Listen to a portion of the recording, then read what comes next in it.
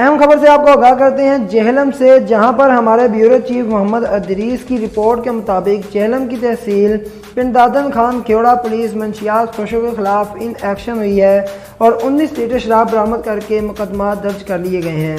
سب inspector عثمان تصدیق نے team کے ہمراہ 2 منشیات فروش گرفتار کر لیے ہیں۔ پنڈ دادن کھیوڑا پولیس منشیات فروشوں کے خلاف ان ایکشن ہو گئی ہے اور عید سے قبل شراب سپلائی کی کوشش کو ناکام بنا دیا ہے۔ سماجی حلقوں کا پولیس چوکی انچارج سب انسپکٹر راجہ عثمان تصدیق سمیت پولیس ٹیم کو خراج تحسین۔